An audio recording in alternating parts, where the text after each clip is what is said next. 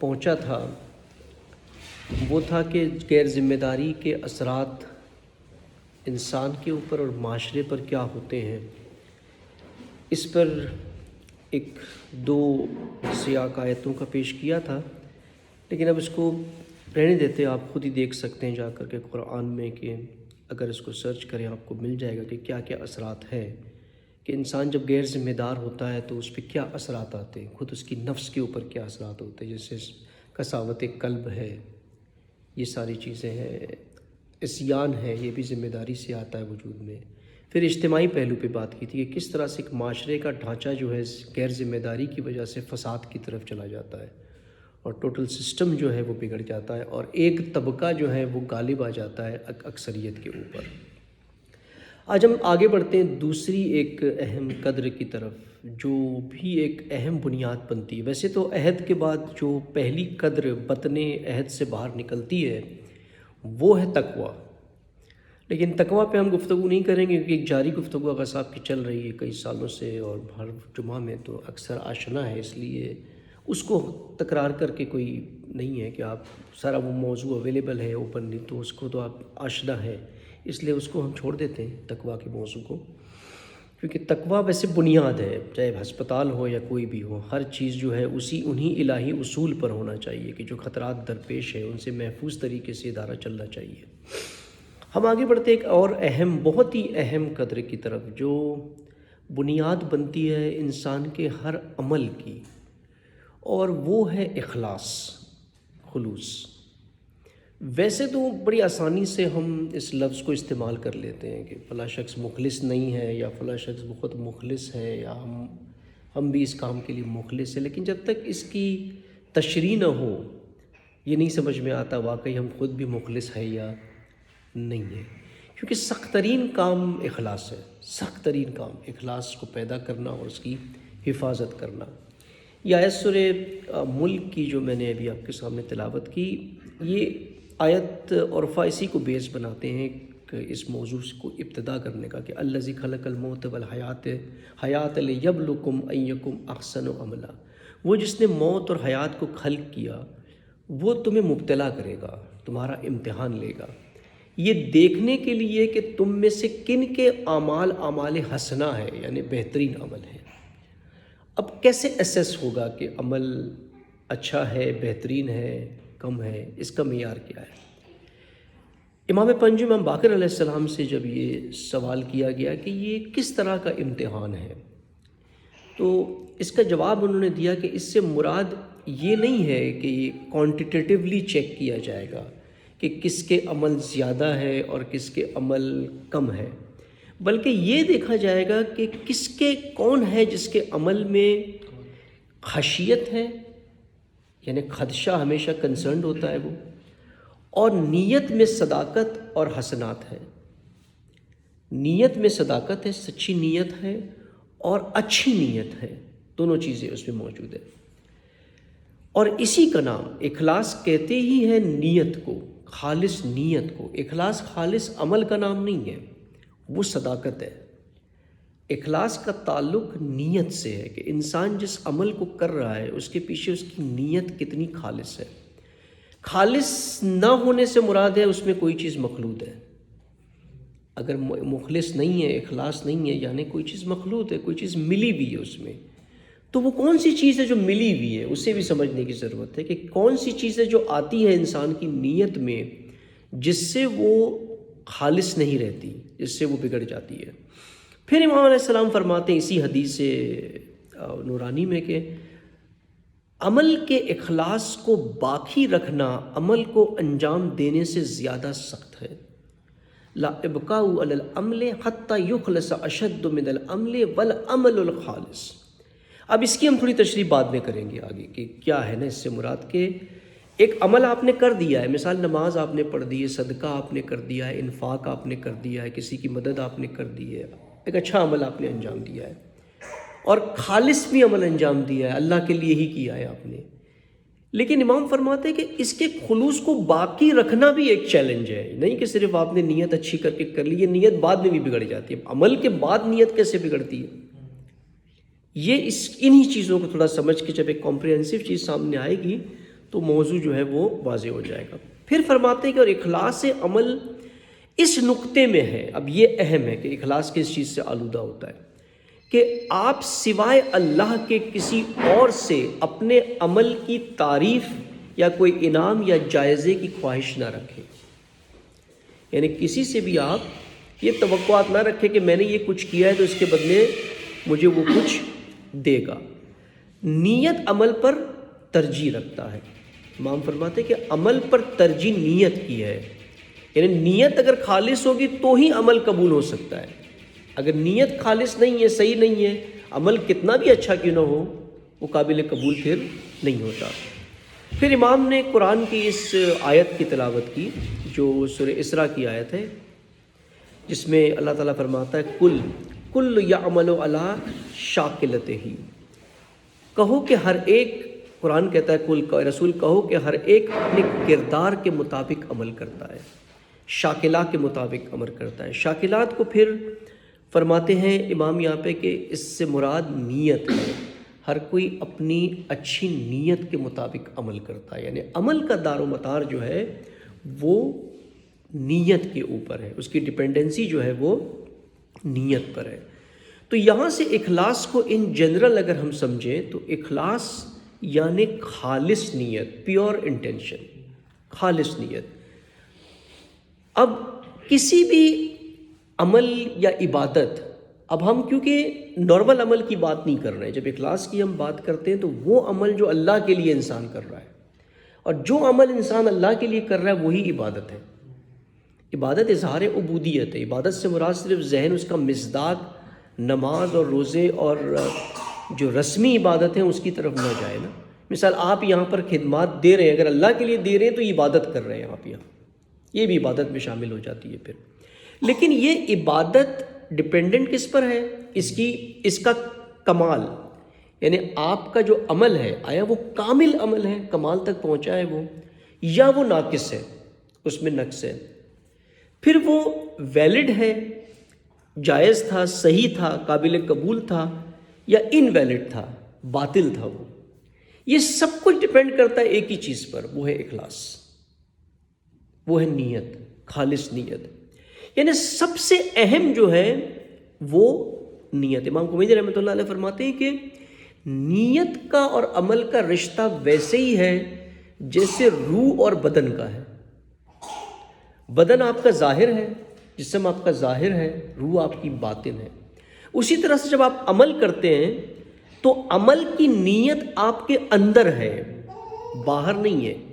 اب کہتے ہیں نا ہم بتا نہیں اس شخص کی نیت کیا تھی، کہ نیت آپ کو کبھی نظر نہیں آتی، نیت آپ کو سنائی بھی نہیں دیتی۔ کوئی کتنا بھی دعویٰ کرے کہ نہیں میں فی سبیل اللہ ہی کر رہا ہوں، کوئی گارنٹی نہیں ہے کہ وہ فی سبیل اللہ کر رہا ہے، یا کوئی کتنا بھی کہے نہیں کچھ بھی، لیکن ممکن ہے وہ فی سبیل اللہ کر رہا ہو یہ کام۔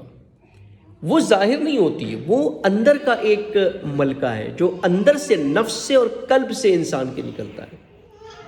اب نیت کو دو ارکان ہیں نیت سے ریلیٹڈ، جس سے اس کو آزاد ہونا چاہیے، فری ہونا چاہیے۔ یہ دو اہم پوائنٹس ہیں، نیت کو، انسان کو خالص کیسے بنتی ہے نیت۔ ایک ریاکاری ہے، جب انسان ریاکاری کرتا ہے کسی عمل میں، ریاکاری سے مراد ہے ظاہری ڈیمونسٹریشن کرنا کسی عمل کا، ایک عمل کو ظاہری دکھانا کہ میں یہ کر رہا ہوں لوگوں کو دکھانے کے لیے، کسی اور کو دکھانے کے لیے۔ یہ عبادت کو اور جو عبادتی عمل ہے اس کو باطل کر دیتا ہے۔ ایک یہ ہے اس کا پہلو کہ ریاکاری سے نیت خراب ہو جاتی، یعنی عمل کر لیا اس نے لیکن دکھانے کے لیے کیا، شو آف کرنے کے لیے کیا، اب اس کی جو ہے وہ نیت جو ہے وہ خالص نہیں رہی، اخلاص نہیں رہا۔ دوسرا ہے شرک۔ شرک میں کیا ہوتا ہے کہ ظاہری طور پر اس کی عبادت بالکل درست نظر آتی ہے، اور فقہا بھی کہتے ہیں کہ ٹھیک ہے ظاہر میں، نماز آپ نے پڑھی ہے، کسی کو دکھانے کے لیے پڑھی ہے، نماز شب پڑھی ہے دکھانے کے لیے کہ میں نماز شب پڑھتا ہوں، دکھانے کے لیے کسی کو، لیکن ظاہری طور پہ کسی سے آپ نے کہا نہیں کہ میں یہ کر رہا ہوں۔ اب سارے ارکان اس کے درست ہیں، صحیح انجام دے، فقہ کہتا ہے یہ صحیح ہے، آپ نے رکوع سجود قیام سب کچھ ٹھیک کیا، یہ سب کچھ صحیح ہے، لیکن آیا یہ اللہ کے نزدیک قابل قبول ہے یا رد ہے؟ یہ کیسے پتہ چلے گا؟ یہ پتہ چلے گا کہ اندر شرک تھا یا نہیں۔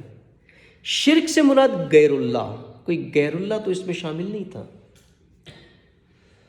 شرک اور ریا دو ارکان ہے جو نیت سے یہ دونوں آزاد ہونا چاہیے، بری ہونا چاہیے۔ نیت میں یہ نہیں ہونا چاہیے کہ میں یہ کسی کو دکھانے کے لیے کروں گا، ریاکاری کروں گا اس میں، اور نیت میں شرک نہیں ہونی چاہیے کہ غیر اللہ کے لیے میں یہ کام کر رہا ہوں۔ ایک اہم نقطہ ہے یہ کہ فقہ جس چیز کو، جس عبادت کو صحیح کہتا ہے فقہ، ضروری نہیں ہے کہ وہ قبول ہو۔ یعنی نماز پڑھ لینا، آپ نے صحیح نمازیں پڑھی ہیں، کوئی غلطی نہیں کی ہے، بالکل درست نمازیں پڑھی ہیں، لیکن اس کا مطلب یہ نہیں کہ وہ نماز قبول ہوئی یا نہیں ہوئی ہے۔ آپ نے صحیح صدقہ دیا ہے، آپ نے صحیح روزے رکھے ہیں، سارے صحیح حج کیا ہے، لیکن یہ ضروری نہیں ہے کہ وہ قبول ہے یا نہیں قبول ہے۔ قبول ہونے کا دار و مدار سارا اخلاص پر ہے، خلوص کے اوپر ہے، اور اخلاص ریا اور شرک سے پاک ہونا چاہیے۔ اب شرک کو بالکل سادہ آپ ڈیفائن کریں، بالکل سادہ لفظوں میں شرک کو ڈیفائن کریں تو کیا ہے کہ اللہ سے ہٹ کر کسی اور غیر اللہ کی رضا حاصل کرنا، کسی غیر اللہ کو راضی کرنا کہ وہ اس سے راضی ہو جائے۔ اب غیر اللہ میں کون کون ہے؟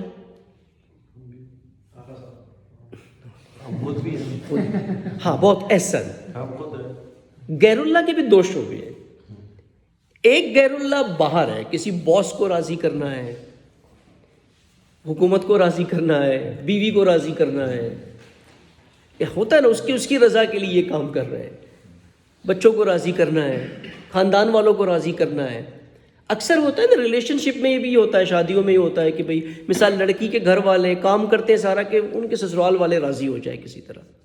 یہ دوسروں کو جو راضی کرنا عبادت کے عمل میں، وہ عمل جو اچھے عمل ہے اللہ کے لیے جو کر رہے ہیں، اس میں کسی اور کو راضی کرنا ہدف ہو، یہ شرک ہے۔ لیکن دوسرا پہلو خود کی نفس بھی اس میں شریک نہیں ہونا چاہیے۔ یعنی اگر کسی اور کو راضی کرنے میں اکثر کیا ہوتا ہے، اکثر وہ ریاکاری کی طرف چلا جاتا ہے عمل، کہیں نہ کہیں وہ ظاہر ہو جاتا ہے کہ یہ ظاہر کر دے گا وہ کہ میں نے یہ کام کیا، مثال کے طور پہ یہ ہو گیا مجھ سے، یا بتا دے گا وہ کسی نہ کسی طریقے سے، وہ اکثر ریا کی طرف چلا جاتا ہے۔ جب ریا ہوتی تو فقہ بھی اس عمل کو باطل کر دیتا ہے کہ فقہ کے نزدیک بھی عمل باطل ہو گیا، آپ نے ریاکاری کی۔ مثال نماز آپ تنہا اٹھ کے رات میں پڑھ رہے ہیں، نماز شب، اب زور زور سے پڑھنا شروع کر دیا سورہ، تاکہ گھر والوں کو پتہ چلے کہ بیٹا نماز پڑھ رہا ہے، نماز شب پڑھ رہا ہے، یا دفتر میں آ کے بتا دیا آج صبح 3 بجے بڑی ٹھنڈ ہو رہی ہے، میں باہر نکلا، کوئی پوچھ لے باہر 3 بجے آپ بنے، وہ نماز شب پڑھا، تھوڑی سی کنجیشن ہو رہا تھا تو کھڑکی کھول دی میں نے۔ اصل مقصد ویدر بتانا نہیں تھا، اصل مقصد جو تھا یہ بتانا تھا۔ تو وہ ریا کی طرف جب چلا جاتا ہے تو فقہ بھی کہتا ہے اب یہ باطل ہو گیا۔ فقہ نفس کے اندر جو شرک شامل ہوتا ہے اس کو فقہ غلط نہیں کہتا، فقہ کہتا ہے یہ صحیح ہے، مسئلہ نہیں ہے اس میں، لیکن عرفہ جو ہے، جو اہل معرفت ہے، وہ کہتے ہیں نہیں، یہ بھی عمل کو باطل کر دیتا ہے۔ اب یہ نفس کے اندر شرک کیا ہوتا ہے، یہ بڑا ہی لطیف اور باریک ایک نقطہ ہے نا اس کے اندر سمجھنے کے لیے، کہ عمل آپ نے اللہ کے لیے کیا ہے، لیکن اس کے بدلے اپنی نفس کے لیے آپ نے اللہ سے کچھ طلب کیا ہے۔ جیسے آپ نے کہا نماز پڑھی تاکہ میرے رزق میں اضافہ ہو جائے، تو آپ نے اللہ سے نماز اس لیے پڑھی کہ رزق آپ کو مل جائے۔ آپ نے صدقہ دیا ہے تاکہ میرا سفر جو ہے وہ سیفٹی سے ہو جائے۔ اکثر صدقہ کب دیتے ہیں؟ سفر پہ نکلنے کے لیے، تاکہ میرا انشورنس رہے، اسی لیے ہوتا ہے نا۔ اب صدقہ دینے کا ایفیکٹ کیا ہے، صدقہ کا پرپس کیا ہے؟ کہ کسی غریب کی مدد ہو جائے، پرپس تو وہی ہے نا جس سے اللہ راضی ہو۔ اب غریب آپ کے سفر سے کنیکٹڈ تو نہیں کہ جب آپ سفر پہ جائیں گے تو اس پہ غربت کی حالت طاری ہوگی تو آپ کو اس کی مدد کرنا ہے، وہ غریب تو اپنی جگہ پہلے سے موجود ہے۔ اگر کوئی محتاج ہے جو آپ کے اطراف میں ہے، جو ضرورت مند ہے، نیاز مند ہے، تو ہر دن اس کو دیں، یہی صدقہ ہو جائے گا۔ اب صدقہ کس لیے دے رہا ہوں میں؟ کہ سفر پہ نکل رہا ہوں تاکہ وہ مجھے اس کے بدلے مجھے سیفٹی مل جائے، سیکیورٹی مل جائے۔ زکوٰۃ دے دو تاکہ رزق میں اضافہ ہو جائے، انفاق کر دو، میں 1 دوں گا تو مجھے اللہ 10 دے گا، اس کے برابر 10 دے گا۔ یہاں بھی میں اپنے نفس کا ایک فائدہ دیکھ رہا ہوں، یہ بھی شرک میں آتا ہے۔ یہ شرک خفی جو اندر ہے چھپا ہوا ایک مخفی شرک ہے، یہ اس میں آتا ہے۔ فقہ کہتا ہے اس نے یہ آپ کے عمل کو باطل نہیں کرتا، آپ نے صدقہ دیا اللہ آپ کو اس کا اجر دے گا، آپ کو ثواب دے گا، لیکن عرفہ کے نزدیک نہیں، یہ عمل باطل ہو جاتا ہے، وہ قرب خدا آپ کو نہیں ملتا۔ یا ایک اور اس کی نوعیت کیا ہے کہ خوف سے عبادت کرنا، ڈر کے عبادت کرنا کہ یہ نہیں کروں گا تو سزا ہوگی، خمس نہیں دوں گا تو اللہ نے مجھے سزا دینا ہے، جہنم میں جانا ہے، جواب دینا ہے مجھے اللہ کو، ڈر سے نہیں کرتا، ڈر سے عبادت کرتا ہے وہ، ڈر کے اچھے کام کرتا ہے وہ، یہ بھی عرفہ کے نزدیک شرک میں آ جاتا ہے۔ حقیقی عبادت وہی ہے جو صرف اور صرف اللہ کی رضا کے لیے کی جائے، کیونکہ اگر سنن الہی میں جائیں آپ تو جو عمل آپ کر رہے ہیں، مثال اگر صدقے کا اثر یہ ہے کہ آپ کی جان و مال کی حفاظت ہو تو اس کا اثر نیچرلی ہوگا، آپ اس نیت سے کریں یا نہ کریں، سسٹم اسی طرح سے بنا ہوا ہے۔ مثال آپ میڈیسن میں دوائی دیتے ہیں کسی کو، وہ دوائی کا اپنا اثر ہوگا، چاہے پیشنٹ کو پتہ ہے یا نہیں پتہ یہ کس چیز کی دوا ہے، اس کو یہ بھی نہیں پتہ ہے اس کو کیا مرض ہوا ہے کیا نہیں ہوا ہے، آپ نے دوا دی ہے وہ اس کو اثر کرے گی، اس نے کھا لی ہے دوائی وہ اس پہ اثر کرے گی، اس کا ایک اثر اپنے آپ نیچرل اثر ہے۔ تو یہ نہیں ہے کہ اگر انسان صرف اللہ کی رضا کے لیے کرے تو یہ چیزیں نہیں ہوگی، اس کے رزق میں اضافہ نہیں ہوگا، یہ سب نہیں، یہ تو نیچرل ہے، ایک سسٹم کے تحت چلتا ہے، یہ کوئی case to case Allah select نہیں کرتا ہے کہ فلاں شخص نے نیت کی ہے تو یہ دوں گا، نہیں دیے تو نہیں، وہ تو ایک سسٹم ہے چل رہا ہے اپنے آپ۔ خالص عبادت وہی ہے جو انسان کرتا ہے صرف اور صرف اللہ کی رضا کے لیے، خدا کو راضی کرنے کے لیے کہ اللہ اس سے، اور اس پہ پہلی گفتگو کی تھی ہم نے رضا الہی کے اوپر، اور بعد میں بھی انشاءاللہ اس پر آئیں گے آگے۔ اور اب یہ سارے درجات ہیں، لیولز ہیں جس کے اوپر انسان کو ایک سفر کرنا، یہی سیر و سلوک ہے۔ سیر و سلوک کی ایک منزل یہی ہوتی ہے کہ انسان اخلاص میں اتنا آگے بن جائے کہ اس پہ بعد میں آئیں گے، مخلص سے مخلص کے مقام پر پہنچ جائے۔ یہ تو مخلص ہے جو اس کے اندر اخلاص ہو، مخلص کا ایک اور آگے کا درجہ ہوتا ہے مخلص، جس کو سورہ یوسف میں بھی اللہ کہتا ہے کہ ہم نے یوسف مخلصین میں سے تھے، مخلصین میں سے نہیں تھے، مخلصین میں سے تھے۔ تو وہ ایک اور لیول آگے ہے، وہ کیا ہوتا ہے نا، اس کی طرف بھی انشاءاللہ بعد میں آئیں گے۔ اب عمل اور نیت یہ پاک ہونا چاہیے شرک سے، ریا سے، ایک اور تیسری چیز ہے جو عمل میں نہیں ہونی چاہیے، جو اخلاص کو متزلزل کر دیتی ہے، وہ ہے شک، شبہات، یعنی مجھے نہیں پتا اس عمل سے کیا ہوگا، اللہ راضی ہوگا نہیں راضی ہوگا، مشکوک۔ جب نیت آپ کی مشکوک ہے تو اس میں اخلاص نہیں ہے۔ پھر نالج کی وجہ سے مشکوک ہونا اور چیز ہے، علم نہیں ہے کسی چیز کا، لیکن علم ہونے کے بعد بھی شک ہے اللہ کی ذات کے اوپر کہ اگر میں یہ کام کر رہا ہوں فی سبیل اللہ، اللہ اسے قبول کرے گا کہ نہیں قبول کرے گا، یہ بھی پھر اسی میں آ جاتا ہے کہ اخلاص کو یہ خراب کر دیتا ہے۔ اب بہت سے عرفہ کے مختلف اور بھی اس میں ڈیفینیشنز ہیں اخلاص کے حوالے سے، یعنی اخلاص کچھ عرفہ کے نزدیک یہ ہے کہ عمل کو ہر رچ سے روکنا، ہر نجاست سے روکنا اپنے عمل کو، اور وہ رچ کیا ہے؟ رچ یعنی دوسروں کو یا خود کو راضی کرنا، عمل کو روکنا اس چیز سے کہ میں راضی ہو جاؤں یا دوسرے راضی ہو جائے، یہ ناپاکی ہے، یہ رجس ہے جو عمل میں نہیں ہونا چاہیے کہ میں کسی کی رضا کے لیے کر رہا ہوں، میں کسی کو خوش کرنے کے لیے کر رہا ہوں۔ اور اکثر ہوتا ہے، اکثر ہم کوشش کرتے ہیں کہ کسی نہ کسی کو راضی کریں اپنے عمل سے، وہ مجھے اپریشیٹ کرے، وہ مجھے تعریف کرے کہ وہ کچھ کیا ہے۔ ہم عمل کی مطلقہ طور پہ نہیں دیکھتے کہ یہ میرا فریضہ ہے، اس لیے پہلا جو موضوع ہم نے اتنا کثرت سے 10-11 گفتگو کی ہے وہ اسی پہ کی تھی، ذمہ داری کے اوپر، کہ جب ذمہ داری سمجھ کر، عہد سمجھ کر کے انجام دے گا تو اخلاص کے قریب ہو جائے گا کہ اللہ کو راضی کرنا ہے میری ذمہ داری ہے، مجھے کسی اور کو راضی نہیں کرنا ہے۔ یہاں پر اخلاص یعنی عمل کرنے والا کسی انعام اجر کی آرزو نہ رکھے، دنیا اور آخرت دونوں میں، یعنی جنت کی نہریں مل جائے، حوریں مل جائے، یہ ہو جائے، یہ نہیں ہے، یہ اخلاص نہیں ہے۔ پھر اگر یہ آرزو اس نے، یعنی ہر سود کو، ہر فائدے کو عرش اور فرش، سماوات دونوں کے درمیان ترک کر دینا، نہ زمینی فائدہ نہ اخروی فائدہ، کسی فائدے کو نہ دینا۔ اور اسی کو کہتے ہیں دین. دین اسی کا نام ہے. دین کے راستے پر سفر کرنا جس کو ہم دین کہتے ہیں. قرآن کی آیت ہے نا، الا للہ الدین الخالص، کہ صرف اللہ کے لیے ہی ہے دین خالص. دین یعنی راستہ. کون سا راستہ خالص راستہ ہے؟ جو صرف اللہ کے لیے ہو. عبودیت، بندگی، جہاں اس کی نفس کا کوئی چھوٹا سا شائبہ بھی نظر آئے، اندر نفس شامل ہو، اس نے اب وہ دین خالص پر نہیں ہے. جب دین خالص پر آتا ہے تو اس کی نفس کو کچھ بھی نظر نہیں آتا ہے ماں سوائے جمال رب کے. وہی جو کربلا کی جناب زینب سلام اللہ علیہ کا بھی پڑھتے نا کہ کیا دیکھا، ان لاشوں کے اندر بھی رب کا جمال دیکھا. کیوں دیکھا؟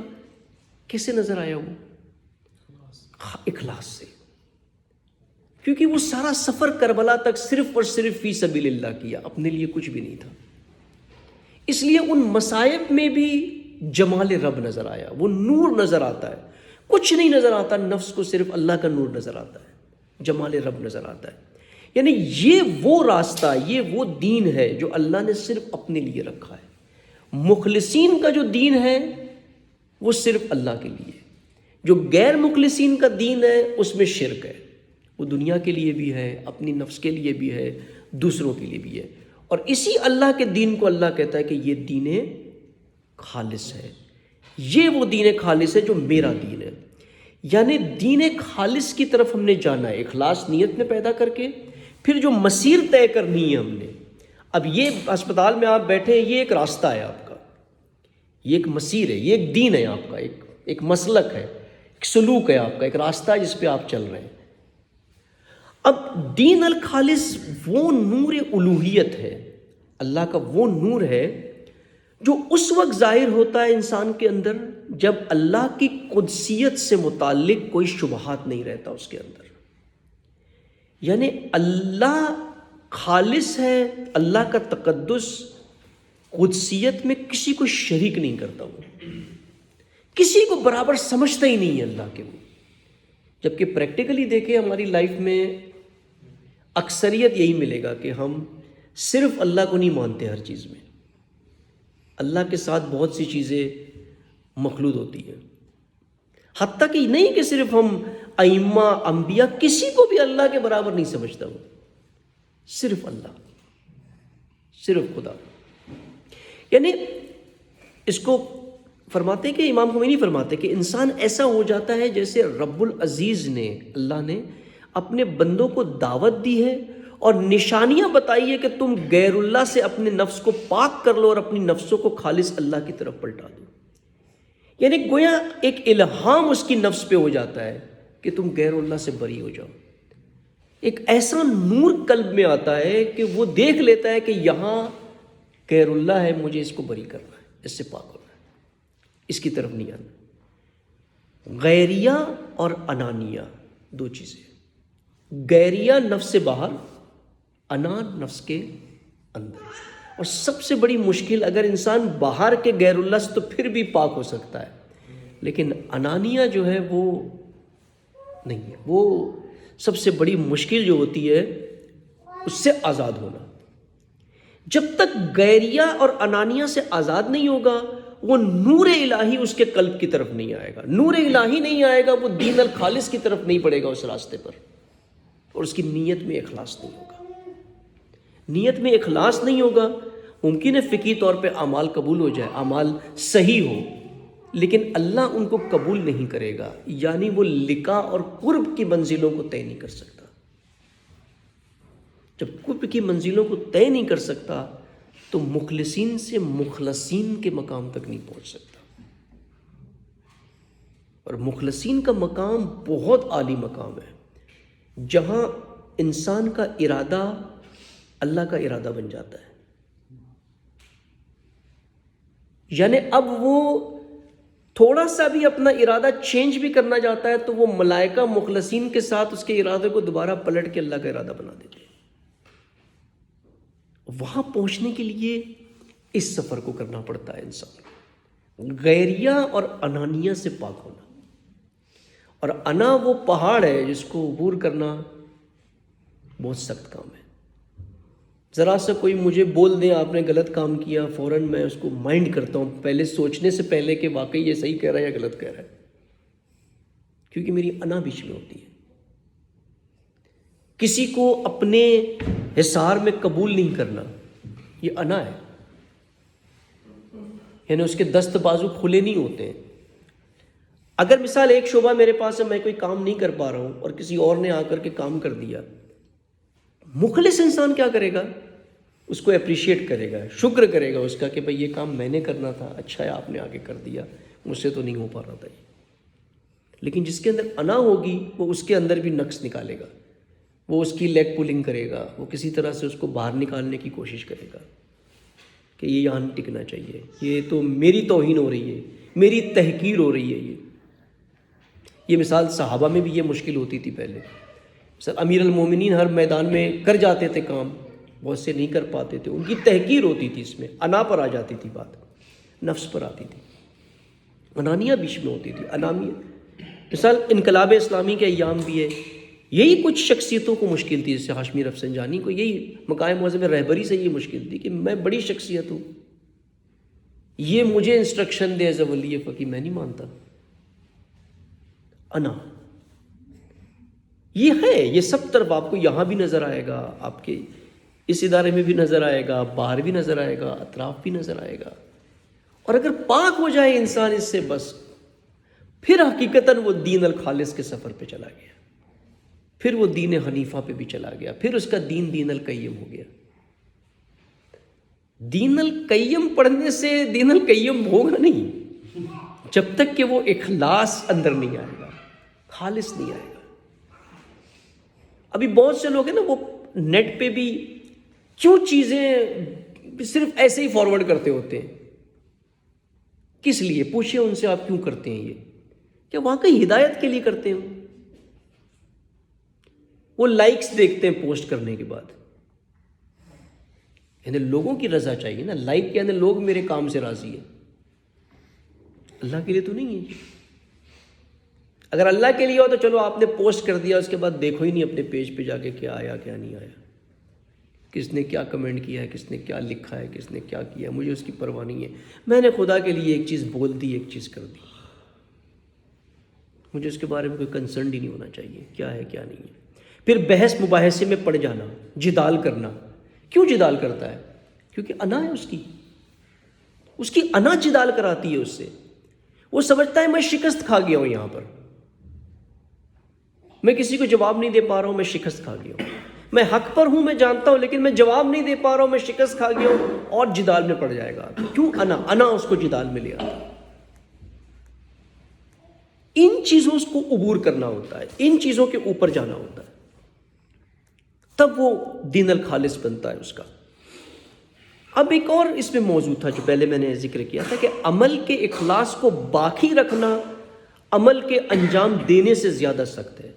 اب ممکن ہے آپ نے ایک عمل کیا ہے، اچھا نیک نیت سے کیا، اللہ کے لیے کیا، کوئی شرک نہیں ہے، کوئی ریا نہیں ہے، لیکن یہ ممکن ہے کہ کچھ عرصے بعد آپ اس عمل کو خراب کر دو گے، کچھ ٹائم کے بعد خراب ہو جائے گا.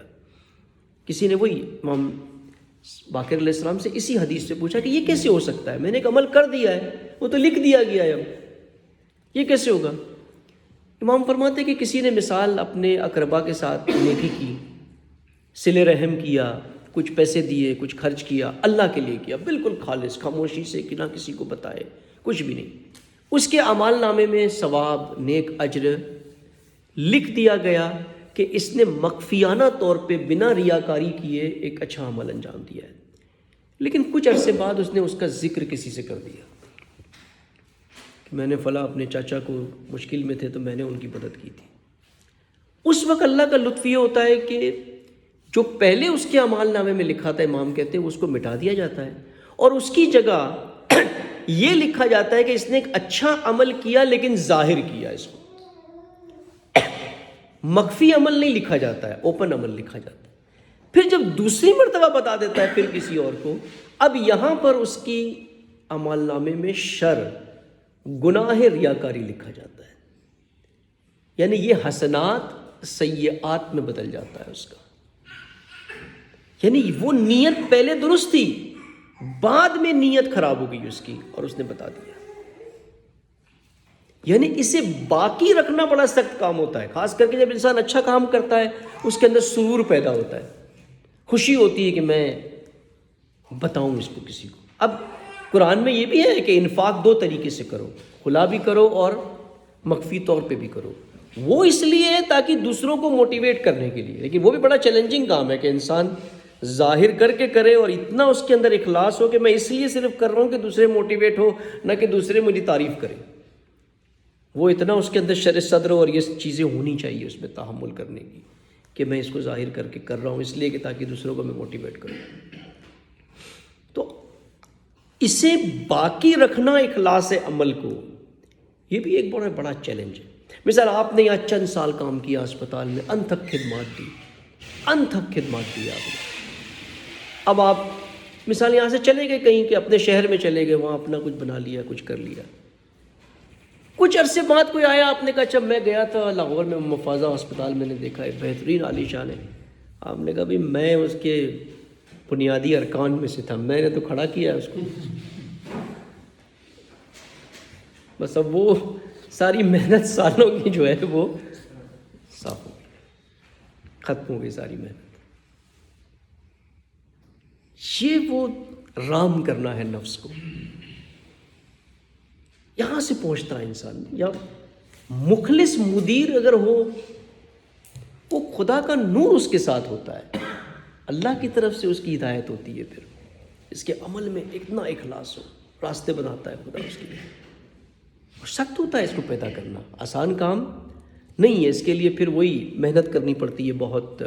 یعنی انسان کو ویجیلنٹ رہنا ہوتا ہے بالکل، کہ کبھی بھی اپنے نفس اور شیطان دونوں کے شر سے محفوظ نہیں ہے، وہ یہ سوچ لے، اس کو ویجیلنٹ ہونا ہوگا۔ یہ نہ سوچے کہ میں نے اللہ کے لیے خالص عمل کیا ہے اور یہ ہمیشہ عمل محفوظ رہے گا، یہ لکھ دیا گیا اب یہ مٹے گا نہیں، کیونکہ نفس اس کے اندر وسوسہ ڈالے گا نفس اس پہ وسوسہ، کہ کسی طرح سے وہ ظاہر کر دے، کوئی بہانہ ڈھونڈ کر کے جو ہے وہ بتا دے کہ یہ میں نے کیا ہے، یہ مجھ سے ہو گیا ہے، یہ میرا کام تھا، میں بھی یہ کرتا ہوں۔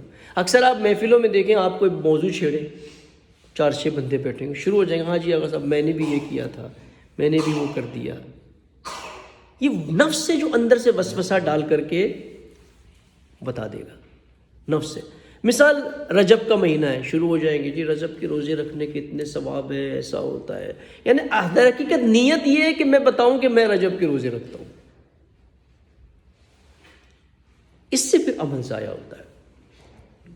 اب اس میں قرآنی مثالیں بھی ہیں اس میں بہت سی، کہ کیسے قرآن نے پیش کیا اس کو، کہ 3-4-5 جگہ پر یہی اسی قسم کی آیت آتی ہیں کہ جب تم سفر کرتے ہو زمین میں اور دریا میں اور اچانک تم طوفان میں گھر جاتے ہو، اس وقت قرآن کہتا ہے کہ تم یہ بالکل مخلصانہ طور پر اللہ سے دعا کرتے، خالص، کہ اے خدا تو نے ہمیں بچا لیا، دعو اللہ مخلصین لہ الدین، اگر تو نے ہمیں بچا لیا ہے پروردگار تو ہم واقعی شاکرین میں سے ہوں گے، جو نعمت تو نے دی ہے ہمیں وہ سب تیری راہ میں ہم خرچ کر دیں گے، اگر تو نے ہمیں یہاں بچا لیا۔ لیکن اللہ کہتا ہے جب ہم ان کو بچا لیتے ہیں تو پھر یہی طغیان کرتے ہیں، بغاوت کرتے ہیں، حدوں کو توڑ جاتے ہیں۔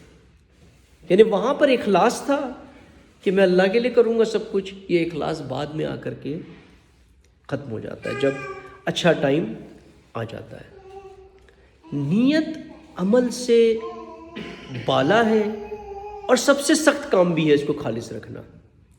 ناقص اور کامل عمل کا تعلق ہی ناقص اور کامل نیت سے۔ امیر المومنین کا وہ ہے نا کہ وَالنِّیَّةَ أَفْضَلُ مِنَ الْعَمَلِ أَلَا وَإِنَّ النِّیَّةَ هِیَ الْعَمَلُ، نیت جو ہے عمل سے بالا تر ہے، ترجیح رکھتی ہے، اور نیت عمل کی کامل حقیقت ہے، عمل کا وجود صرف نیت سے۔ امیر المومنین فرماتے ہیں کہ عمل در حقیقت نیت ہی ہے اور کچھ نہیں ہے۔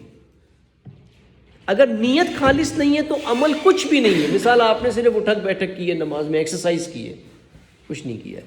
روزہ آپ نے رکھا ہے، صرف آپ نے ڈائٹنگ کی ہے اور کچھ بھی نہیں کیا ہے، اگر نیت خالص نہیں ہے۔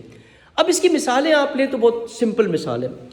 مثال ایک منافق نماز پڑھ رہا ہے، درست نماز پڑھ رہا ہے، اور دوسری طرف امیر المومنین نماز پڑھ رہے ہیں، ان دونوں کی نماز میں ظاہری فرق کیا ہے؟ کوئی بھی فرق نہیں.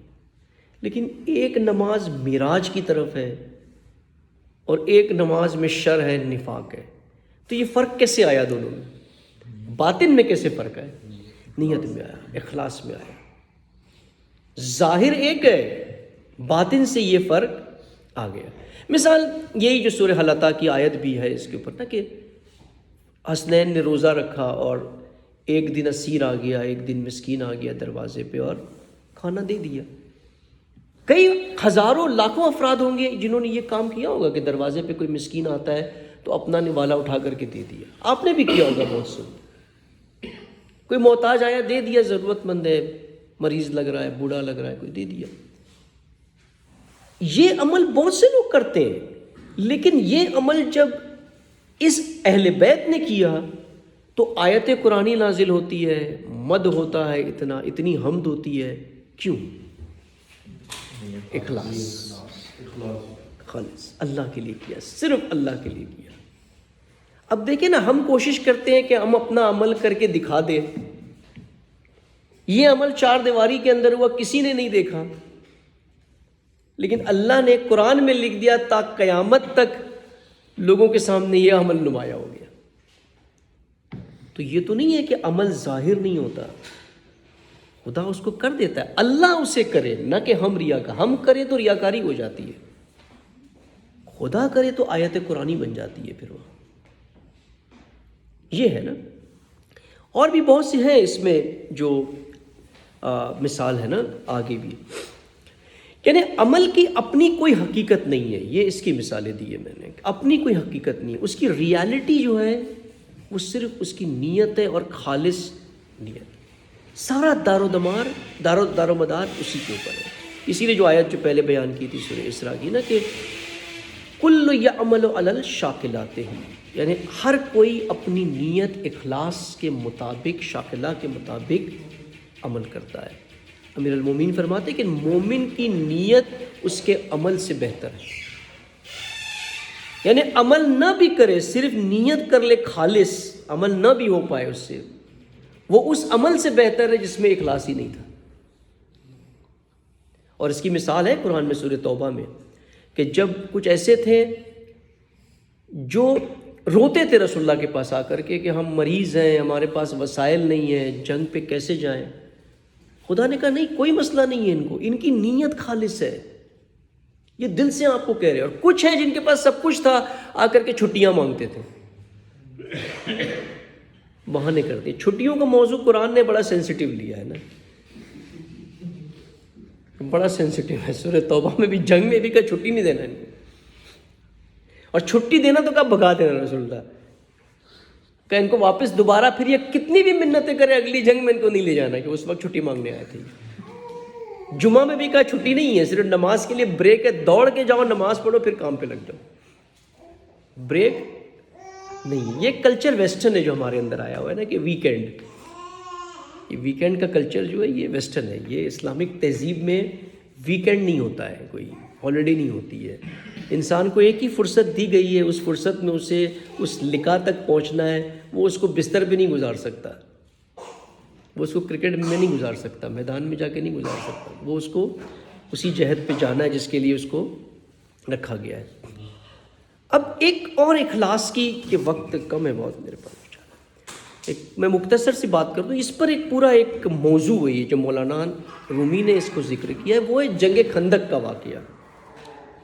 عمرو بن عبدود کو جب امیر المومنین نے اس پہ ضرب لگائی، وہ گرا نیچے، امیر المومنین اس کے اوپر گردن اس کی ذبح کرنے گئے، اس نے فوراً اسی وقت تھوکا، تو علی وہاں سے اٹھ کے ہٹ گئے وہاں سے، کہ میری نفس اس میں شامل ہو جائے گی، اب میں نے اسے قتل. مولانا نے اس کو اتنی خوبصورتی سے ایک نظم میں پیش کیا ہے فارسی میں، اور اسی کا خلاصہ لاس میں نکالا ہے کہ بو تراب کا لقب کیوں علی کے لیے بو تراب ہے. کیسے تسخیر کیا علی نے مٹی کو، یعنی مادیت کو، اپنی نفس کو. کہتے ہیں نا از علی آموز اخلاص عمل. اگر عمل میں اخلاص سیکھنے کی ٹریننگ لینا ہے نا تو اس کی یونیورسٹی علی ابن ابی طالب ہے. اخلاص کو پیدا کرنا ہے، امیر المومنین سے اخلاص پیدا کرے. مدیریت نے بھی دیکھے امیر المومنین کے کچھ خطوط پہلے بیان کیے تھے، پھر آگے توفیق ہوگی تو وہ دیکھیں گے کہ سختی بھی کی ہے تو اخلاص کے ساتھ، کسی کے ساتھ شخصی نہیں ہے کہ اس سے میری شخصی جو نہیں بنتی ہے تو میں اس کو رگڑ کے رکھ دوں. کہیں نہیں دیکھیں گے آپ امیر المومنین کو. صحابہ کے ساتھ جنہوں نے حق امیر المومنین بھی لے لیا، ان کے ساتھ بھی مخلصانہ مشورے دیے ہیں ہمیشہ.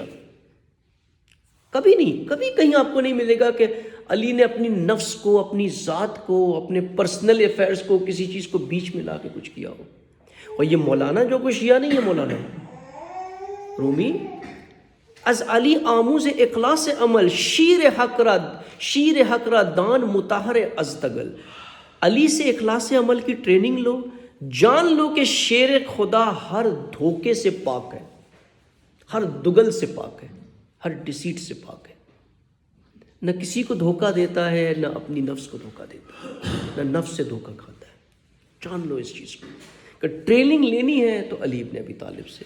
انشاءاللہ فرصت ہوئی تو اگلے ہفتے میں نا وہ میں اس نظم کو پیش کروں گا فارسی میں. اس کے ساتھ بہت خوبصورت انداز سے مولانا نے پیش کیا کہ عمرو بن عبدبود نے کئی سوالات کیے نا، ایسے حقیقی نہیں کیے، مولانا نے اس کو اس طرح سے پیش کیا ہے کہ کیا وجہ تھی کہ علی تو اتنا قریب آ کر کے مجھ سے اٹھ کر کے دور چلا گیا، کیا وجہ تھی؟ علی تیری نظر نے کیا دیکھا جو میری نظر نہیں دیکھ پا رہی ہے؟ پھر امیر المومنین نے جو جواب دیا وہ مولانا نے بڑا اچھا، اور اسی کو اقبال نے اسرار خودی میں بوتراب کو جب کھولا ہے کہ بوتراب کیا ہوتا ہے، اسی کو پیش کیا ہے. پھر اس کی تشریح آغا صاحب نے کی اسرار خودی کے درس کے اندر کہ بوتراب کیا ہوتا ہے. ہم بڑی آسانی سے کہہ دیتے بوتراب، بوتراب یہیں سے شروع ہوتا ہے، اخلاص، خالص ہو جانا انسان کی نفس کا. اب اس میں آگے اور کچھ موضوعات ہیں کہ اخلاص کا اور تقوی کا کیا ربط ہے، کیسے انسان عبد بنتا ہے اخلاص کے ساتھ. یہ قرآن نے کئی مقامات پر قرآنی آیت ہے جو انشاءاللہ اگلی نشست میں اس کو جاری رکھیں گے تو وہاں پر اس پر گفتگو کریں گے، کیونکہ وقت تھوڑا کم ہے آج. اگر کوئی سوالات ہیں 5-10 منٹ تو کر سکتے ہیں.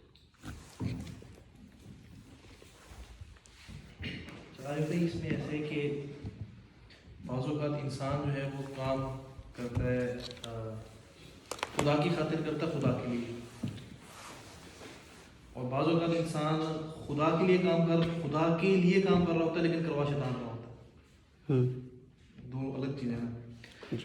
تو جب شیطان کے لیے کام کر رہا ہے لیکن اس کے نزدیک ہے کہ میں خدا کے لیے کر رہا ہوں، کروا شیطان رہا ہوں، جب وہ اس کے اندر نہ اس کی ریاکاری شو کرتا ہے، نہ وہ اپنی طرف سے اس کے اندر شرک نہیں کرتا، اور نہ اس کو کوئی شک بھی نہیں ہے، وہ کہتا ہے کہ میں خدا کے لیے کر رہا ہوں لیکن یوز پیچھے شیطان کر رہا ہوں.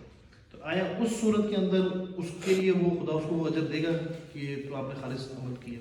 اس کے پہلے ایک بنیادی سوال آتا ہے نا یہاں پہ کہ شیطان اس سے یہ عمل کیوں کروا رہا ہے، کیسے کروا رہا ہے. یعنی شیطان کے تابع تو ہو گیا نا کسی وجہ سے، وہ ایسے تو شیطان اس سے عمل نہیں کرواتا نا.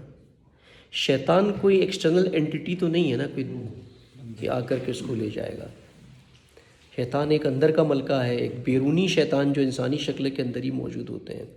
تو اس نے کہیں تو خطا کی ہے نا، جو کچھ تو ایسے عصیان کیے ہیں نا اس نے، جو سبب بنا ہے کہ وہ شیطان کا آلہ کار بن گیا، جو ہے نا قرآن میں بھی اس کی آیت ہے کہ انسان کچھ ایسے کام کرتا ہے جس کی وجہ سے وہ شیطان کا لشکر بن جاتا ہے، پھر شیطان اس سے یہ کام کرواتا ہے.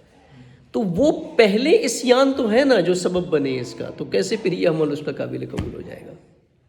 لیکن یہاں ایک اور بھی اس کے اوپر ہے سنن جو ہے اللہ تعالیٰ کی کہ بعض اوقات خدا اپنے دشمنوں سے ہی اپنے کام کروا لیتا ہے.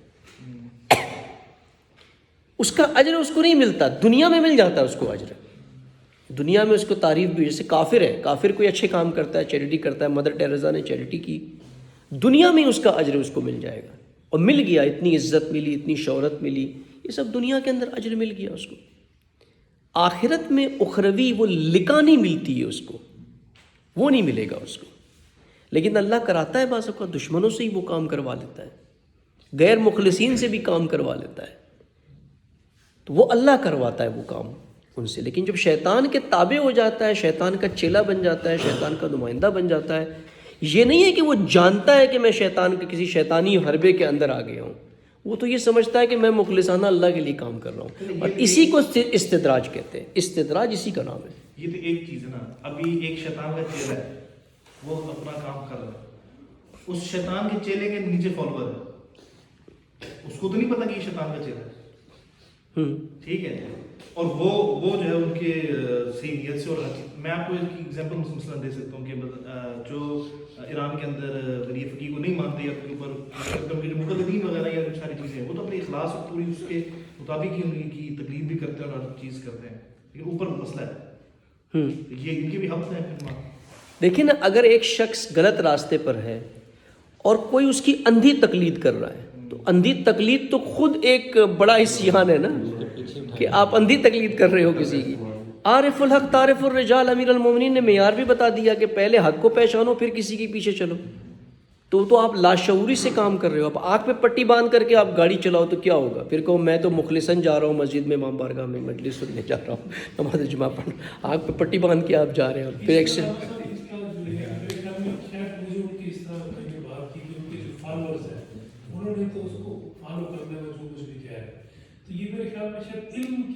یہ ہدایت اور علم کی کمی ہے، کیونکہ ان کے سامنے وہ صحیح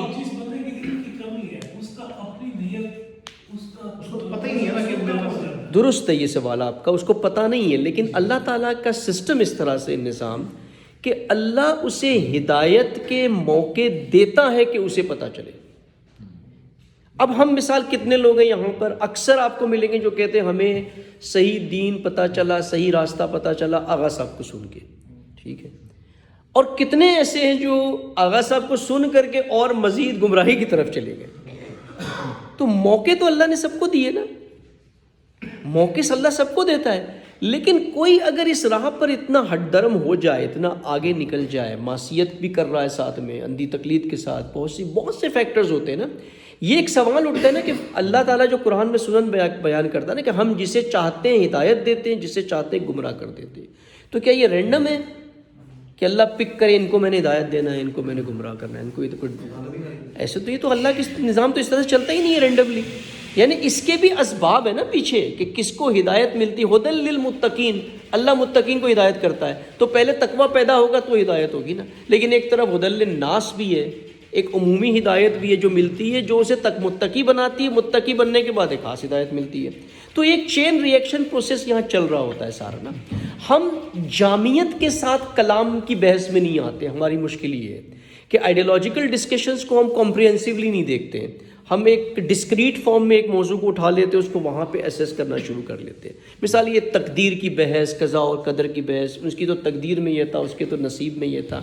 جب ہم اس کو ٹوٹلٹی میں آ کر کے دیکھیں گے دوسری سننوں کے ساتھ، تو پھر پکچر کچھ اور نظر آتا ہے سامنے. تو یہاں بھی یہی ہے نا کہ وہ ٹھیک ہے، اس کو ہدایت نہیں ملی، اس کو بچپن سے، مثال یہی جو آیت قرآن کی انا وجدنا آباءنا، کہ تم یہ کام کیوں کرتے ہو کہ ہمارے باپ دادا کی تقلید کرتے ہیں ہم، وہ تو یہی کرتے ہیں. تو قرآن نے پلٹ کے جواب کیا دیا کہ اگر وہ گمراہ تھے تو تم بھی گمراہ رہو گے. یعنی ہم نے تو آپ کو ہدایت دی ہے نا. اب قرآن یہ کویشچن اس لیے نہیں کر رہا ہے کہ وہ گمراہ تھے تو تم بھی گمراہ رہو گے، تو پلٹ کے انسان پوچھے تو میں کیوں گمراہ ہوں، خدا تو نے میری ہدایت کیوں نہیں کی. یعنی ہدایت دی ہے، اسی لیے قرآن ان کو چیلنج کر رہا ہے کہ ہم نے یہ نبی بھیجے نا جو آپ کو ہدایت کر رہا ہے، تو آپ کیوں اپنے آبا کی دین کے اوپر چلتے ہو پھر. یعنی آپ کو ایک عقل بھی تو دی ہے نا، اندر بھی تو ایک ہادی دیا ہے نا جو آپ کو ایسیس کر کے بتائے کہ وہ تو غلط ہو سکتے تھے، کیا وہ سارے صحیح تھے.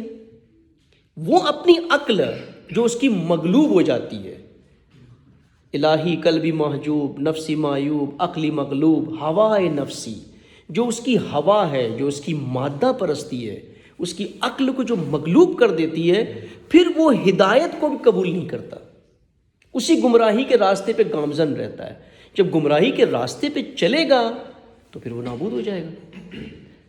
اور اگر ہدایت کے راستے پر بلائنڈ فالوئنگ کر لے گا، مثال موسیٰ نے نیل کی دریا کو چیرا، تو جو موسیٰ کے ساتھ گئے وہ کہ سارے مخلص تھے موسیٰ کے ساتھ، وہاں نکلتے ہی مسئلے کھڑے کر دیے باہر، اس طرف جاتے ہی سامری نے اتنا بڑا بت بنا دیا، لیکن نجات ان کو وہاں مل گئی نا فرعون سے پھر بھی، کیونکہ موسیٰ آگے تھا، رہبر درست تھا.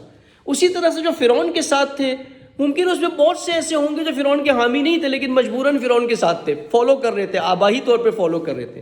قبطی جو تھے وہ سارے آبائی طور پہ فرعون کے فالو کرتے تھے، لیکن وہ سارے کے سارے غرق ہو گئے. تو یہ تو ایک سسٹم ہے، یہ تو ایک سنن ہے جو لاجیکل سنن ہے بالکل، کہ اللہ نے ایک ہادی جو اندر رکھا ہے نا، عقل، جب تک اس کی انسان تربیت نہ کرے، اس کو آزاد نہ کرے، وہ حق و باطل میں تشخیص نہیں دے سکتا. پھر وہ باطل کو بلائنڈلی فالو کریں اور باطل اسے غرق کر دے تو وہ اس کو نہیں بلیم کر سکتا، اللہ کو نہیں بلیم کر سکتا کہ میں تو اس کے پیچھے چل رہا تھا. کیوں چل رہے تھے اس کے پیچھے؟ کیا تمہارے سامنے حق نمایاں نہیں تھا؟ ہاں، استثناء کیسز ایسے ہوتے ہیں کہ جس میں بالکل کسی کی طرف حق نہیں پہنچا، پھر اس کو سزا نہیں ملتی ہے، یہ خدا کا عدل ہوتا ہے، اس کو نہیں ملتی ہے سزا. پھر اب جس طرح اس میں مطلب آپ بھی سارے لوگ کئی ایسی مثالوں کو جانتے ہو. اب بچپن جس طرح میں نے تو بچپن دیکھے نا، ہماری کچھ اور شیعت تھی، یہ کچھ اور ہے. اور اب وہ موقع کی بات ہے، یعنی جیسے علم پہنچا پتہ چل گیا کہ یہ کچھ چیزیں کچھ اور تھیں. کیونکہ بے شمار ایسے لوگوں کو جانتا ہوں جنہوں نے ادھر سے ہی اپنا بچپن گزارا، سیم چیزیں سنی، سیم کو فالو کیا. ابھی بھی وہ 60-70 سال کی عمر میں سیم چیزوں کو اسٹرکٹلی فالو کریں. تو بیسیکلی ان تک علم نہیں پہنچا، ان تک جو پہنچا ہے وہی چیزیں پہنچ کے جن کو وہ ٹھیک ہے. اب دیکھیں نا، یہاں جو آغا صاحب ہی کہتے ہیں نا اس موضوع کے اوپر کہ وہ بزرگان جو کر گئے ان تک حق پہنچا نہیں پہنچا، جتنا ان کے سمجھ میں آیا اس کے مطابق انہوں نے عمل کیا، چلے اللہ ان کو اس کا اجر دے گا، ان کو چھوڑ دے، اپنی جگہ رہنے دیں. ہم اپنے عصر میں آئے نا، ابھی ہمارے سامنے حق کتنا نمایاں ہے، ہم اس کو کتنا فالو کر رہے ہیں، کتنا اس کے پیچھے جا رہے ہیں. ہم اس کی طرف آ جائیں. ہم کسی کے فیصلے نہیں کر سکتے کہ فلاں شخص کہاں جائے گا، کیا ہوگا اس کے ساتھ، کیا نہیں ہوگا، اس کو کتنی ہدایت ملی، کتنا لیا اس نے، کتنا. ہم اپنے دور میں کر سکتے ہیں کہ یہ ہدایت کے منابع موجود ہیں آپ کے سامنے، لیکن پھر بھی آپ اس کی طرف نہیں آتے ہو. یہاں تو پھر کلیئر ہے نا بات، یہاں پر بالکل. ایک سوال جی چلیں آپ کرنا چاہیں گے. میں تو اکثر صاحب سے پوچھتے رہتا ہوں. اچھا آغا صاحب، سوال میرا یہ ہے کہ جیسے ہم جب روایات پڑھتے ہیں ائمہ معصومین کی یا رسول خدا کی، تو اس میں بہت زیادہ ترغیب ہوتی ہے ثواب کی، بہت زیادہ ترغیب ہوتی ہے دنیاوی فائدے کی ہر عمل کے پیچھے. تو جب اس طرح سے خود رسول خدا نے اور ائمہ نے ترغیب دی ہے کہ آپ اس عمل کو اس نیت سے بھی کر لیں، تو پھر جب ہم دوسری طرف سے دیکھتے ہیں خالص ٹوٹیلٹی میں کہ ایک خاص اخلاص ہو، تو پھر ان روایات کو اتنی کثرت کے ساتھ کیوں ذکر کیا گیا، اور اس کو آخر تک کیوں نہیں بتایا گیا کہ اگر یہ نہ کرو تو آخر میں اخلاص کے لیے کرو؟ بالکل نہیں، ساتھ میں دیکھیں ایک طرف وہ روایتیں ہیں جو رغبت دلاتی ہے کہ مثال فلاں کام صدقہ کرو تو اس سے رزق میں اضافہ ہوگا، یہ کرو تو اس سے یہ ہوگا، صلہ رحم کرو تو جان آپ کی بچے گی، زیادہ زندگی طولانی ہو جائے گی، مرض سے رہو گے. یہ اسی طرح سے نا ایک چھوٹا بچہ ہے جس کو اگر آپ نے کوئی صحیح کام کروانا ہے تو آپ اس کو کس چیز کی رغبت دلاتے ہو؟ اس کو نماز پڑھانا ہے چھوٹے بچے کو، آپ اس کو چاکلیٹ دلاؤ گے، آپ اس کو پارک میں لے جاؤ گے، آپ اس کو جب انسان کا لیول کم ہوتا ہے نا، وہاں پہ یہ رغبتیں اس کو چاہیے ہوتی ہے کہ اس کے یہ وہ آگے آ جائے. لیکن پھر جب آگاہی اور معرفت اس کی بڑھے تو ان چیزوں کو عبور کر جانا چاہیے اس نے. اب یہ میتھمیٹیکل کیلکولیشن میں ہم نہ جائیں کہ مثال 30 سال تک تو میں عمل ایسے ہی کرتا رہا ثواب کے لیے، تو اب میں نے عمل شروع کیا، اب تو زندگی 5-10 سال کی بچی ہوئی ہے، تو یہ کیا ہوگا، ٹوٹل بیلنس کیا نکلے گا، اس کا بیلنس شیٹ کیا بنے گی؟ نہیں ہے. خدا کی کوالٹی ہے، کوانٹٹی نہیں ہے. ایک مخلص عمل انسان کو سارے جو عمل پیچھے تھے اس پہ بھاری پڑ سکتا ہے نا. ایران کے انقلاب میں دیکھیں جو شہادت کے مقام پر پہنچ گئے، بہت مخلص تھے جو اس مقام پہ پہنچے، جس کی وجہ سے انقلاب آج باقی ہے. ضمانت جنہوں نے انقلاب کی وہ یہی مخلصین جوانان تھے جو اس کے ضامن بنے. اتنا اخلاص تھا ان کے اندر، صرف اللہ کے لیے یہ کام کیا. میرا سوال بھی صاحب یہ ہے کہ دیکھیں جیسے یعنی پہلے وجود خدا یعنی انبیاء موجود تھے یا ائمہ موجود تھے، پھر تو ان کے ہوتے ہوئے ہمیں یعنی حق میں کوئی شک نہیں تھا، مطلب کہ ائمہ نے چیز بیان کر دی ہے اور جو انہوں نے بات کر دی ہے ہم اس کی اطاعت کرنی ہے، واضح قرآن کی آیات ہیں. لیکن آج کے دور میں اب دیکھیں تو معصوم کوئی بھی موجود نہیں ہے. یعنی اس کا لیول ہے عصمت کا نا کہ کوئی 90% پہ ہے، کوئی 95 پہ، 100% کوئی بھی نہیں ہے. تو اگر مثال کے طور پہ آج کوئی شخص حق کے اوپر ہے اور جو ہم نے سارے معیارات پڑھے ہیں اس کے اندر موجود ہیں مثال کے طور پہ، ٹھیک ہے، لیکن ہم اس شخص کو مطلب اس حد تک فالو کر رہے ہیں کہ ہم شخصیت پرستی تک پہنچ گئے ہیں.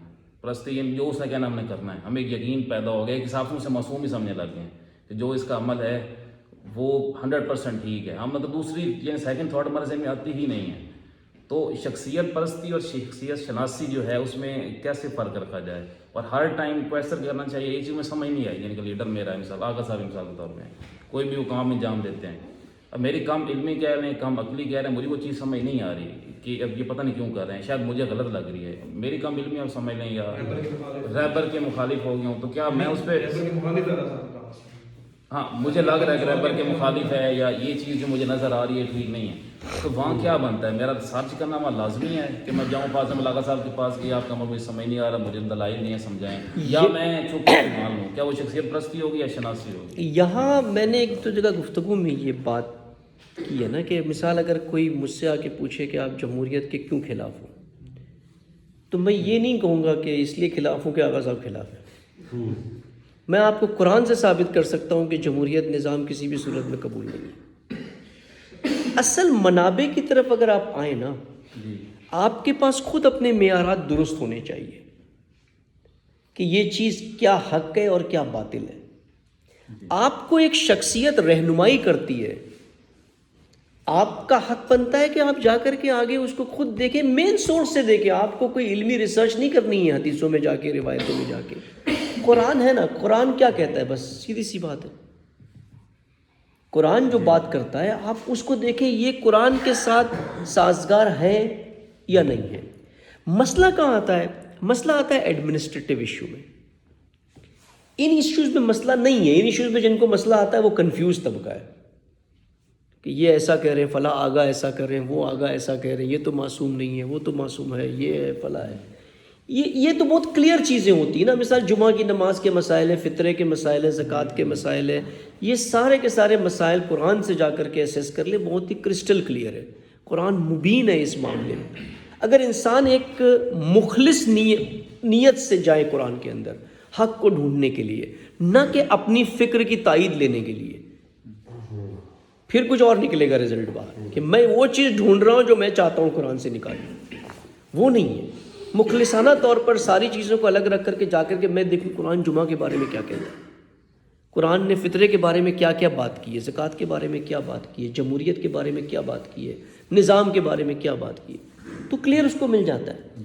ایڈمنسٹریٹو ایشو میں مسئلہ آتا ہے کہ مثال آغا صاحب یہ کہہ رہے ہیں لیکن یہ تو ایسے نہیں ہوتا ہے، یہ تو ویسے ہوتا ہے، یہ ایشوز آ رہے ہیں.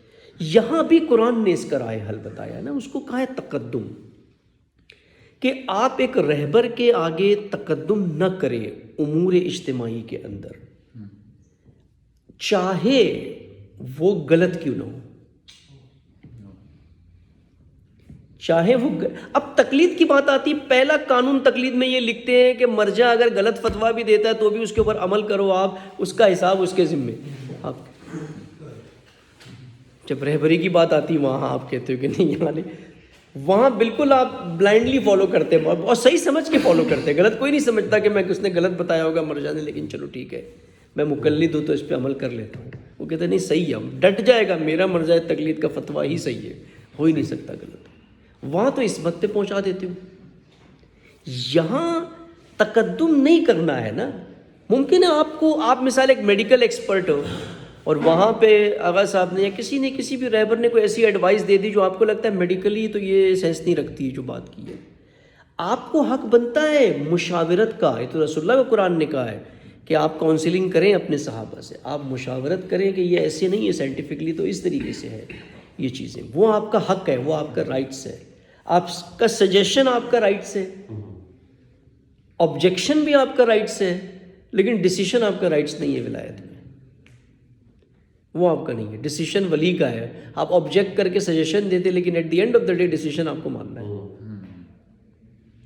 اب رہبر نے خود کہا نا کہ کچھ مقامات پہ میری غلطی ہوئی ہے، مثال پاپولیشن کنٹرول پہ میں نے غلطی کی اتنی اور معافی مانگی آ کر کے قوم سے کہ یہ مجھ سے غلطی ہو گئی. لیکن قوم نے تو جو رہبر نے کہہ دیا اس پہ عمل کیا نا، ٹھیک ہے، کوئی مسئلہ نہیں ہے اس میں. یہ تو سسٹم ہے نا، ورنہ تو سسٹم بگڑ جائے گا. ہر کوئی یہ سوچنے لگے کہ میں صحیح سوچ رہا ہوں. ہاں تو ہر ایک کی الگ سوچ ہے، ہر ایک کی سوچ ڈیفرنٹ ہے، پھر تو نظام ولایت نہیں باقی رہ سکتا.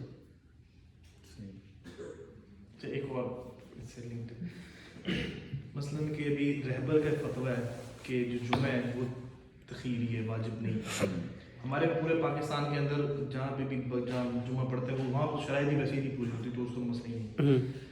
ادھر جامعہ کے اندر اگر ہم پڑھتے ہیں، اب میں مقلد ہوں رہبر کا، ٹھیک ہے، اور آپ رہبر کہتے ہیں کہ یہ تخیری ہے، لیکن میری عقل کہتی ہے، کیونکہ میں نے آغا صاحب کو سنا ہوا سارا، اور میری عقل بھی کہتی ہے کہ یہ واجب ہے. اب جب میں اس کو واجب کی نیت سے یہاں پڑھتا ہوں تو کیا میں آغا صاحب کی تقلید میں آ گیا ہوں یا رہبر کی تقلید سے نکل گیا ہوں اس معاملے میں؟ یہ کیا نہیں، اس کو تقلید میں نہیں الجھائے نا ہم، تقلید میں نہیں. میں ایران میں ہوتا تھا نا پہلے، تو میں نے یہ بات وہاں ان لوگوں سے، یہ بہت پہلے، یعنی یہ اس وقت یہ موضوع بھی نہیں چھیڑا تھا صاحب نے نا کہ جمعہ واجب ہے یا ہے. میں ایرانیوں سے کہتا تھا کہ دیکھو ہمیں تو بات سمجھ میں آتی ہے کہ ہمارے پاس نظام ولایت نہیں ہے، اس لیے امام عادل نہیں ہے تو چلو جمعہ نہیں پڑھتے. جو دلیل جو تھی نا کہ امام عادل نہیں ہے اس لیے جمعہ، آپ کے پاس تو امام عادل ہے نا، آپ کے پاس تو نظام ولایت ہے، تو یہ آپ لوگ کیوں جمعہ میں نہیں جاتے ہو؟ آپ کیوں جمعہ میں نہیں جاتے ہو؟ آپ کے پاس کیا دلیل ہے جمعہ کے واجب نہ ہونے کی؟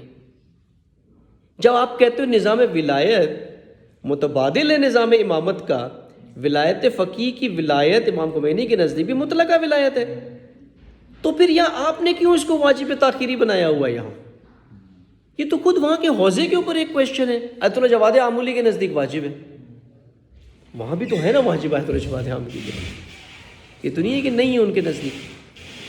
تو یہ مسئلہ تقلید کا نہیں ہے. ایران میں جمعہ کے دن چھٹی کیوں ہے؟ مین پرپس نماز جمعہ ہی ہے، انفورسمنٹ نہیں کیا ہے ایز واجب، یہ مسئلہ ہے سارا. بہت سی چیزیں انفورس نہیں ہوئی ہے وہاں پہ، سیاسی مشکلات کو دیکھتے ہوئے، دوسری لاجسٹکس مشکلات کو دیکھتے ہوئے. اگر واجب کو انفورس کرنا شروع کر دیں تو اتنی کیپیسٹی بھی ان کے پاس بلڈ کرنے میں بھی ٹائم لگے گا کہ سارا تہران جمعہ میں آ جائے ہر 5 کلومیٹر کے اوپر. اس کے علاوہ کون سے مسائل بھی تو کھڑے ہوں گے نا، وہ کہیں گے کہ سال واجب نہیں ہوئے، یہ نیا فتویٰ آ گیا. اب وہ چلو وہ تو اپنی جگہ ایشو ہے، ایک علمی بحث ہے، مراجع اس پہ سپورٹ کریں اور ساری چیزیں کریں، لیکن یہ ہے ان کے نزدیک بھی یہی ہے، رہبر کے نزدیک بھی اسی طریقے سے. جب رہبر امامت کو، جمعہ کی امامت کو اپنا حق واجب سمجھتے اور خود اپوائنٹ کرتے کہ امام جمعہ کون ہوگا ساری مساجدوں میں ایران میں، جب امامت رہبر کے نزدیک واجب ہے تو کیا امت کا شریک ہونا واجب نہیں ہے؟ انفورس نہیں کیا ہے اس کو. جیسے کتنی حدود ہے شریعت کی، جو جوڈیشری لاز ہیں وہ نہیں ہوئے، انفورس نہیں ہوئے، وہاں پہ حد جاری نہیں ہوتی بہت سی چیزوں میں، یعنی وہ سسپینڈ ہوا ہے. بقول آیت اللہ مصباح یزدی مرحوم رحمۃ اللہ علیہ کہ بہت سے قوانین حکومت اسلامی میں سسپینڈ ہوئے ہیں، منسوخ نہیں ہوئے، کینسل نہیں ہوئے، باطل نہیں ہوئے، وہ ہے اپنی جگہ. نماز جمعہ بھی واجب ہی ہے وہاں پر، لیکن وہ ایک سسپینشن سٹیٹ میں اس کو واجب نہیں رکھا ہوا ہے دوسرے مسائل کو دیکھتے ہوئے. یہ مسئلہ ہے. یہ تو خواہ الجھا دیتے ہیں نا ہم توضیح میں جا کر کے ان کو پوچھے یہ تاخیری ہے اور یہ اور فلاں اور یہ سارے چیزوں. خوب آپ کا دوسری میٹنگ ہے. ایک اور سوال یہ ہے کہ ابھی آج آغا صاحب نے خطبے میں بھی کہا ہے کہ ایران سے یا انقلاب اسلامی نے گورنمنٹس کے لیے اپنے نمائندے مطلب سفیر انقلاب نے سفیر نہیں بھیجے. تو ہمارے ملک کے اندر جتنے یہ رہبر کے نمائندے ہوتے ہیں یا یہ دفتر کے نمائندے، یہ بھی ایک اصطلاح میں مسٹیک ہے. یہ دفتر کے نمائندے، یہ دفتر رہبری کے نمائندے ہیں، یہ رہبر کے نمائندے نہیں ہیں. دفتر رہبری کے نمائندے، رہبر کے نمائندے نہیں ہیں. صحیح ہے سر. ایک چیز ہوگی. دوسری یہ چیز کہ ان کا یہاں پہ کیا کام ہے، ان کے ذمے کیا کیا کام ہے جو یہاں پہ نمائندے دفتر کے. پچھلے چند سال پہلے رہبر نے ایک میٹنگ کی تھی نمائندوں کے ساتھ نا، یہ تہران میں. یہ سارے دفتری نمائندے جو تھے ان کو بلا کر کے ان کو کہا تھا اس میٹنگ میں، جو شخص وہاں موجود تھے لنڈن میں جو نمائندے، انہوں نے خود مجھے بتایا کہ اس میٹنگ میں رہبر نے کہا تھا کہ جتنے بھی یہ نمائندے جاتے ہیں نا وہاں ہر ملک میں، تمہارا صرف ایک ہی کام ہے، انقلاب اسلامی کی ترویج کرنا. اگر یہ تم نے نہیں کیا تو نمائندگی کا حق ادا نہیں کیا. ایک ان کے کام ایک ہے ان کے اوپر جو رہبر کی طرف سے، دفتر کی طرف سے جو کام ہے وہ ہے خمس جمع کرنا، خمس کو ادھر لانا، وہ کرنا، جو بھی کرنا، وہ سارے کام ہے، باقی کچھ بھی نہیں ہے. ان کی بات، رہبر کی بات تو اس کا مطلب ہے نہیں ہے، نہیں اور رہبر کے جو دفتر ہے ان کی بات بھی رہبر کی نہیں ہے. نہیں ہے. ویب سائٹ پہ ہم کوئی بھی اگر چیز لکھتے ہیں تو وہ ایک دفتری ولایت ہے، وہ دوسری بھی نہیں. دفتر ہی ہے ان کا، پورا ایک آفس بنا ہوا ہے سوال و جواب کا. وہاں ان کو کچھ اسٹینڈرڈ اصول فقہ کے دیے گئے ہیں، اس کے مطابق وہ جواب دیتے ہیں. باقی کوئی ان کے پاس یہ نہیں ہے کہ رہبر سے ہر سوال کو پوچھ کر کے جواب دی جاتا ہے. وہ دیتی بھی جنرل سوال، جنرل چیز جواب دیتی نہیں ہے وہ. دوسرا یہ چیز کہ ابھی یہ دیکھنے میں بھی ہے کہ پاکستان کے اندر جتنے بھی نمائندے ہیں اس دفتر کے، وہ آغا صاحب کے مخالف نہیں ہیں. یہ آغا بہودی نہیں ہو گئے مثلا خود، وہ بھی ابھی ہم شخصیت پہ نہیں جاتے ہیں ڈائریکٹلی اس طرح سے کہ جتنے بھی آئے ہیں اس نے پہلے میں ابھی بھی یہی حال ہے. اس کی کیا وجہ ہے؟ مخالفت شخصیت سے نہیں ہے، مخالفت راستے سے ہے، خط سے ہے نا. وہ راستے ڈیفرنٹ ہیں،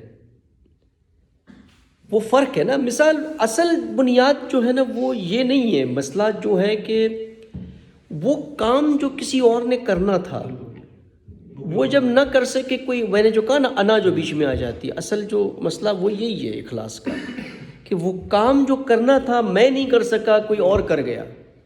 تو نیچرلی ایک فطرتی تو نہیں ہے، عادتاً ایک مخالفت آ جاتی ہے، عادت میں انسان کی مزاج کی. کوئی اور کیسے کر گیا ہے تو مجھے کرنا چاہیے تھا، اب میں اس مسئول ہوں، مجھے جواب دینا ہے اس کا. اصل وہی ہے کہ کیا جواب دیں گے ہم. صحیح ہے. چلے ٹائم ہو تو کہ مجھے بھی نہیں ضرورت پڑے محمد